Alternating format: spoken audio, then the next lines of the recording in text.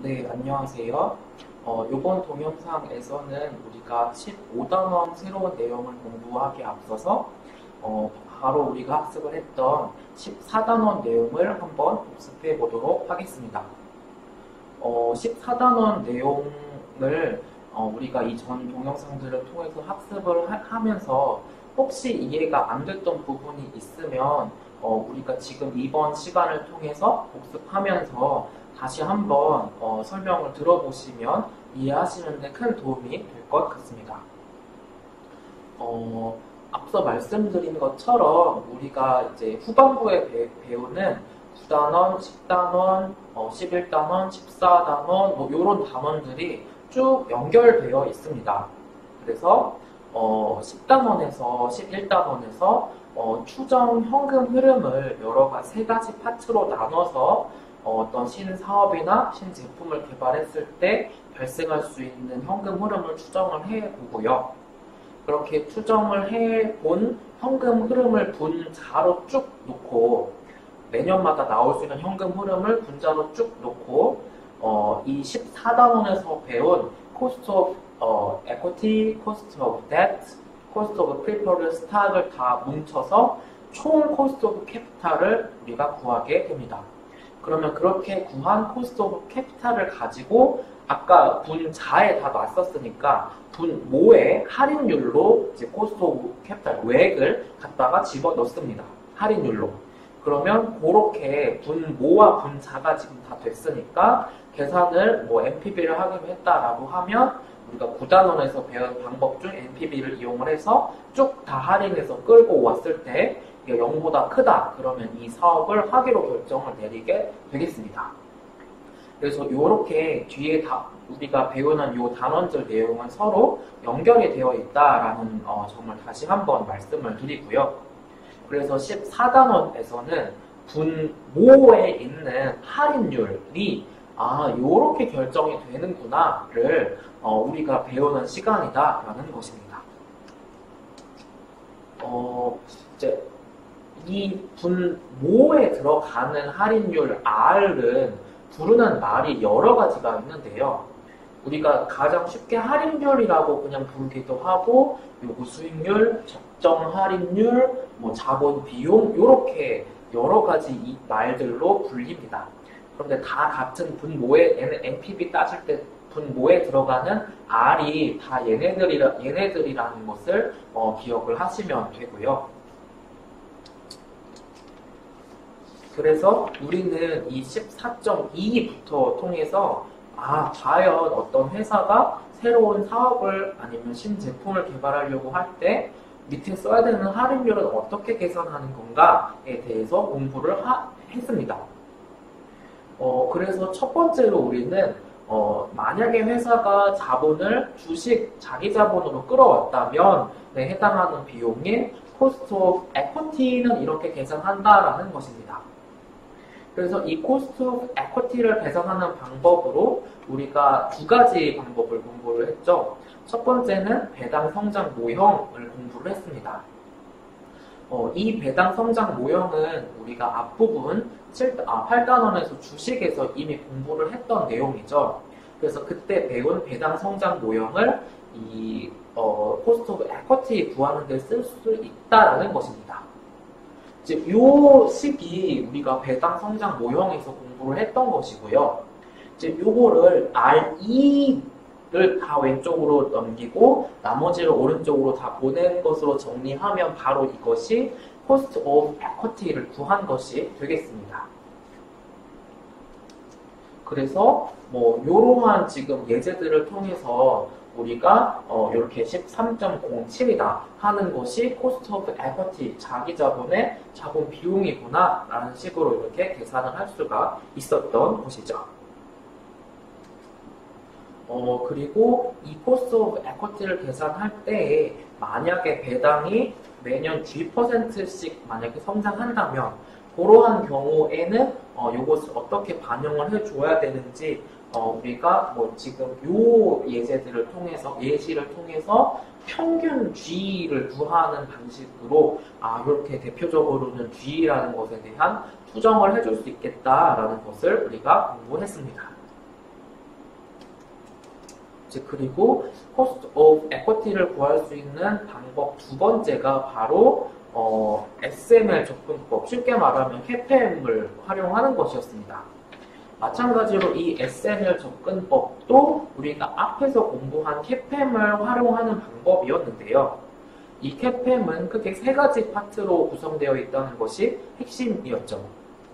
그래서 첫 번째는 어떤 자산이든 물가 상승률만큼은 다 누구나 먹을 수 있는 캐시로 갖고 오는 것이 아니면 누구나 다 먹을 수 있는 것이기 때문에 가장 밑바닥에 이렇게 무위험 이자율이 깔리게 됩니다. 그리고 이 무위험 이자율 대비 나는 시장에 있는 모든 금융 자산에 다 투자를 한 그런 가상의 시장 포트폴리오에 투자를 한 것이라고 가정을 하면 그 포트폴리오 대비 무위험 이자율에서 얻는 요 추가적인 부분, 그래서 시장 위험 프리미엄 부분이 두 번째 파트, 구성 파트고요.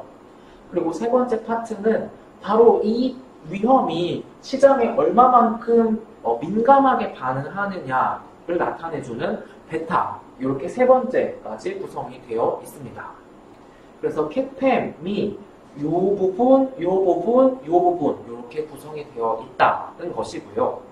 바로 요것을 우리는 끌고 와서 cost of equity를 구하는데 쓸 수 있다는 것입니다. 그래서 예시를 통해서 우리가 살펴보았던 것처럼 베타 값이 주어지고 무위험 이자율이 주어지고 시장 위험 프리미엄이 주어진다면 우리는 이렇게 어떤 특정 회사 테슬라의 cost of equity를 계산을 할 수가 있게 되는 것입니다. 물론 여기 cost of equity를 계산하는 배당 성장 모형과 SML 접근법에 각각의 장점과 단점이 있기도 한데요. 우선은 요 장점, 단점도 있지만 각각의 방법으로 어떻게 cost of equity를 계산하는 것인지에 더 초점을 두셔서 공부를 하시면 되겠습니다. 그리고 우리 요 예제 14.1을 통해서 그렇다면 cost of equity를 그 두 가지 방법으로 어떻게 계산하는지를 한번 복습해 보도록 하겠습니다. 이 알파 에어플라이트 회사의 베타값이 1.2다. 시장 위험 프리미엄이 7%다. 무위험 이자율이 6%다. 그리고 이 회사는 작년 주당 2달러의 배당, 그러니까 D0가 지금 2달러로 주어져 있는 거죠. 그리고 G가 매년 8%씩이다. 성장한다. 그리고 현재 P0, 현재 주식 가격은 30달러다.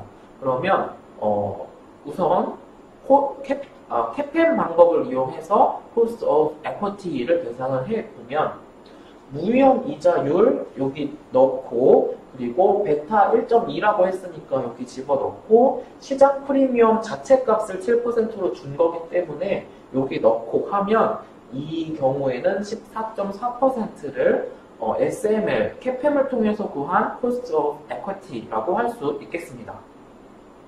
그리고 배당 성장 모형으로 이 경우에 cost of equity를 구해보면 이게 D0의 배당, D0 값을 2달러로 준 거니까 D1가로 우리는 구해야 되는 거죠. 그래서 D1을 구해보면 2.16. 그래서 이 배당 성장 모형을 RE-는으로 정리한 요 식에 넣으면 이렇게 15.2%가 cost of equity가 되겠습니다. 그래서 이 두 가지 방법으로 구한 숫자가 차이가 조금 나니까 이렇게 그 둘의 평균을 내가지고 그 둘의 평균인 14.8%를 이 회사의 총 cost of equity겠구나 라고 우리가 추정을 할 수 있겠습니다.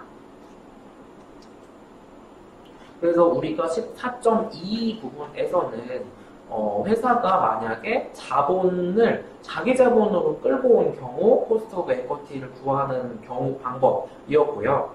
이 다음 부분에서는 바로 채권을 통해서 만약에 자본을 끌어왔다면 그 경우 cost of debt은 어떻게 계산하는가, 그리고 혹은 만약에 우선주를 통해서 자본을 끌어온 게 있다면 cost of preferred stock은 어떻게 계산하는가를 공부를 하는 부분이었습니다.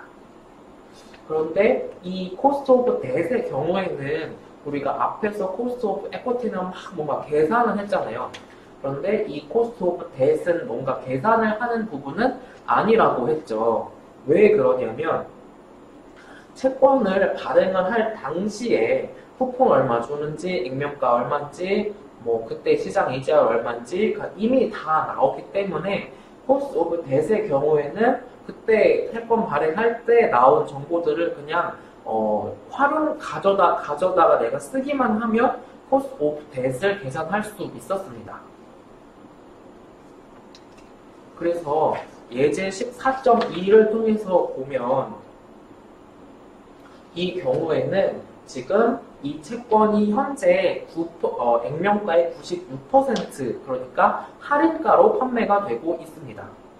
그러니까 이 채권은 지금 시장 이자율보다 덜 미치는 쿠폰율을 주고 있다는 거니까 쿠폰이 7%인데 시장 이자율이 7%보다 높겠구나 라고 우리가 추정을 할 수가 있겠고 계산을 뭐 시행착오법이라든지로 해보면 이렇게 7.37%라는 것을 알 수 있을 것입니다.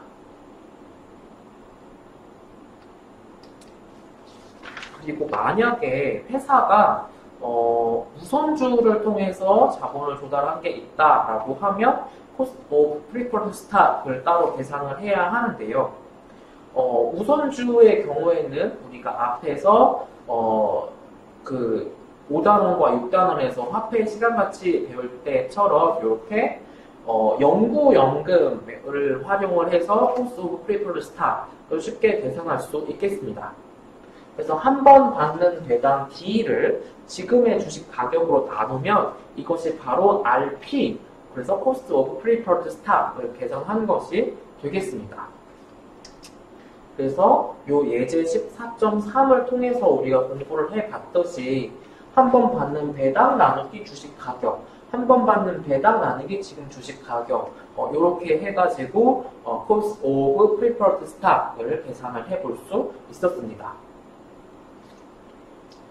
이제 그렇다면 우리가 14.2와 3에서 cost of debt 계산했죠, cost of equity 계산했죠, cost of preferred stock 계산했단 말이죠. 그런데 회사가 100% 주식으로 자본 조달하거나 100% 채권으로만 자본 조달하거나 100% 우선주로만 자본 조달하는 거는 거의 없단 말이죠. 그래서 여러 가지 방법들을 섞어서 자본을 끌고 오기 때문에 그렇게 끌고 온 자본의 비율대로 가중치를 준 다음에 우리가 앞에서 구한 cost of equity, cost of debt, cost of preferred stock을 각각 가중치에 곱해서 총 cost of capital인 결국 외액을 구할 수 있게 된다는 것입니다. 그래서 우리가 앞에서 봤던 그 가중치, 비중 구하는 것처럼 회사가 전체 끌고 온 자본 중에 자기 자본으로 끌고 온 부분, 회사가 전체 끌고 온 자본 중에 채권으로 끌고 온 부분, 이렇게 각각 자본의 비중을 계산을 먼저 포트폴리오의 비중을 혹은 자본 구조의 비중을 계산을 해 줍니다. 그런 다음에 이제 그 가중치를 이렇게 비중을 계산을 해 놓고 거기에다가 우리가 앞에서 구한 cost of debt, cost of equity를 각각 가중치에 맞게 곱해주면 총 cost of capital인 외액이 계산이 된다는 것입니다.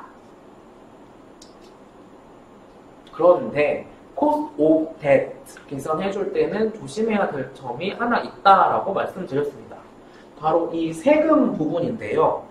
뭐냐면 채권을 통해서 회사가 자본을 조달했다. 그러면 이걸 뭐 분기마다 아니면 뭐 6개월마다 아니면 매년마다 채권자한테 이자를 주게 되는데 그렇게 이자로 나가게 되는 비용에 대해서는 과세 당국에서 절세 효과를 해주잖아요. 세금 덜 낼 수 있게 이렇게 인정을 해주잖아요. 그래서 cost of debt을 계산할 때에는 꼭 1 빼기 t를 해서 세금으로 나가는 부분을 빼주고 세후로 이렇게 계산을 해줘야 한다라는 것입니다. 그래서 만약에 새 전거 코스트 오브 뎃이 9%였어. 그런데 세율이 21%야.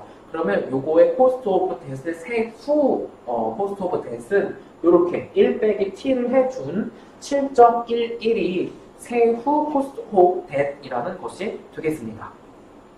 그래서 항상 빼먹지 말아야 되는 게 잘 다 계산해 놓으시고 총액을 계산할 때 요렇게 1-t를 빼먹어서 계산값이 차이가 나는 경우도 있는데 어쨌든 요거는 계산이 틀린 거기 때문에 틀린 거잖아요. 그러니까 요 1-t를 곱해야 된다는 거를 꼭 잊지 마셨으면 좋겠습니다.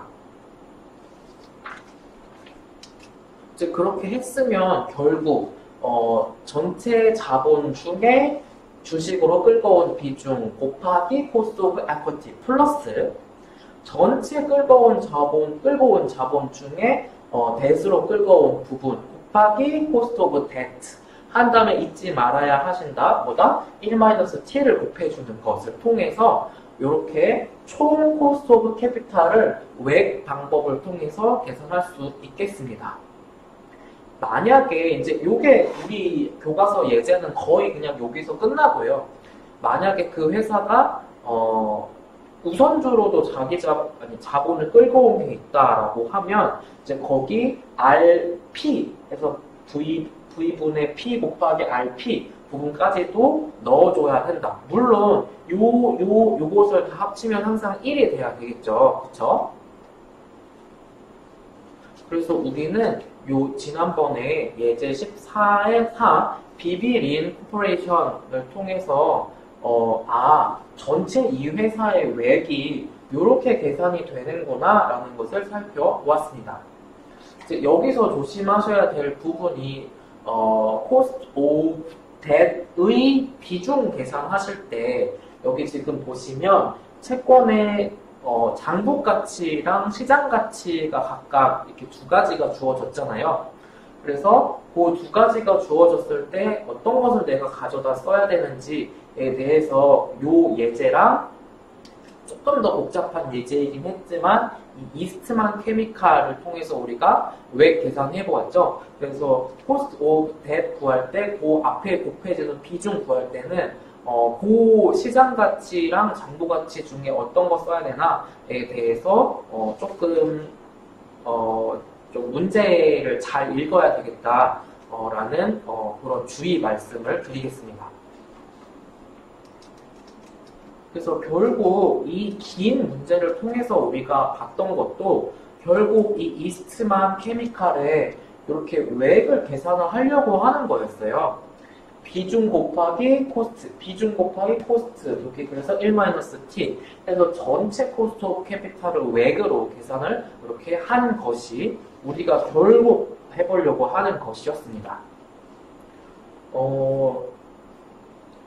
그리고 이 창고 물류 시스템 개조 예시를 통해서도 살펴보았던 것처럼 이렇게 만약에 문제가 나오면 구단원에 있는 NPV까지도 너가 잘 이해하고 있니? 를 물어보는 것까지 여기 다 포함을 하고 있는 거죠. 그쵸? 그러니까 요런 문제가 만약에 나오면 NPV를 어떻게 적용을 하는가에 대한 것도 다 알아야 요거를 풀 수 있으니까 진짜 이 문제는 9단원, 10단원, 11단원, 11단원을 빼고 14단원까지를 다 포함하고 있는 거구나를 이렇게 요 문제 한 개로 정리를 한번 내가 잘 알고 있나를 확인해 볼 수 있겠습니다.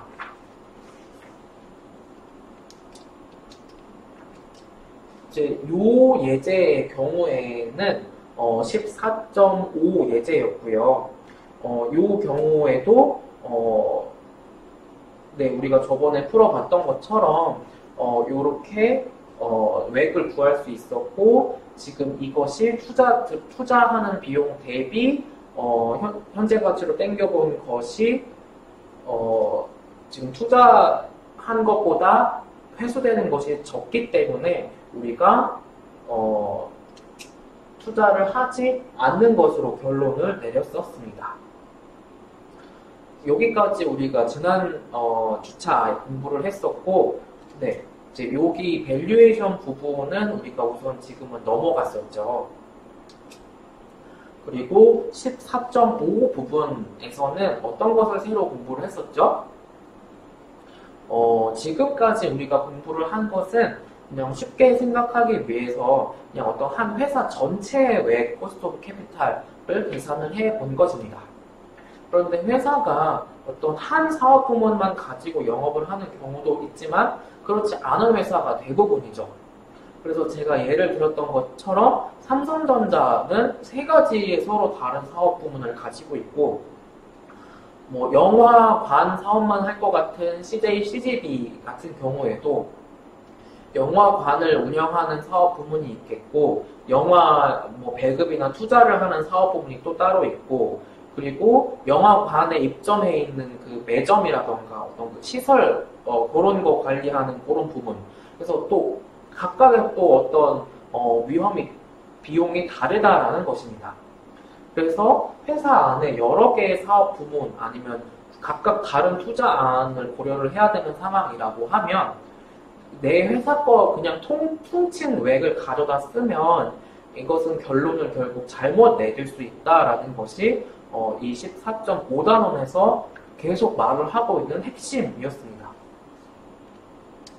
이제 그 부분을 말을 하기에 앞서서 이 그림을 통해서는 이렇게 외액 방법과 SML 방법을 썼을 때 좀 다른 결론을 내주는 예시를 통해서 이 A 포인트와 B 포인트처럼 이 기준을 판단의 기준을 외그로 하냐 아니면 SML로 하냐에 따라서 선택하지도 않을 수도 있고 선택할 수도 있고 이렇게 다른 서로 불일치하는 결론이 날 수 있음도 한번 살펴보았습니다. 그래서 다시 우리가 이 14.5단원 좀 중심 줄기로 돌아오면 이렇게 회사 안에 여러 가지 부문이 있다 그러면 그 부문의 외액을 계산을 할 때에는 내 거에 맞는 외액을 잘 찾아서 추정해서 써야 되겠다. 사업, 신사업, 신제품 개발할 때 그 말을 하고 있는 것이고요. 그러면 내 외액을 어떻게 찾을 수 있냐? 그 방법 중에 첫 번째가 퓨어플레이 접근법이었습니다. 내가 새로 평가하려고 하는 사업 아니면 신제품을 이미 하고 있는 지금 회사를 찾아. 근데 그 회사가 그 사업에 집중되어 있어. 그래서 그 회사 거에 내가 외액을 가져다 쓸 수 있겠네? 라고 하는 방법이 이 퓨어플레이 접근법이었습니다.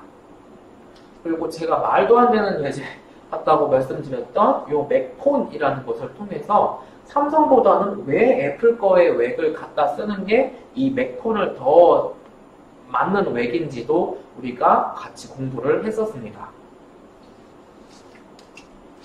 그리고 두 번째로 부문별 아니면 투자안별 외액을 찾아오는 도움을 주는 방법이 두 번째가 바로 주관적 접근 방법이었습니다. 여기처럼 위험에 따라서 조금 더 세분화를 해보고 거기에 따라서 외액을 조정을 조금씩 해준다든지 하는 방법이 바로 이 주관적 접근 방법이었습니다. 그래서 앞에서 처음에 보았던 그림을 이렇게 한 두 단계, 세 단계로 구분을 해서 잘못 판단될 수 있는 범위, 그림에 지금 그 잘못 판단될 수 있는 부분을 거의 반은 지금 줄였잖아요. 이 주관적 접근 방법을 통해서. 그래서 이렇게 할 수가 내한테 맞는 외액을 찾아올 수 있겠다라고 하는 것입니다. 그래서 우리가 지난 주차에 14단원은 여기까지 공부를 했었고요. 한번 14단원을 우리가 지금 쭉 복습을 해 보았는데 이해가 안 되신 부분이 있다면 이거를 우리가 중간고사와 기말고사 사이의 시간이 굉장히 짧기 때문에 정말 죄송하지만 그 텀이 정말 짧기 때문에 꼭 그때그때 공부를 바로바로 핵심 내용에 대해서 해 두시면 좋겠습니다. 네, 그러면 이번 동영상에서는 여기까지 공부하도록 하겠습니다.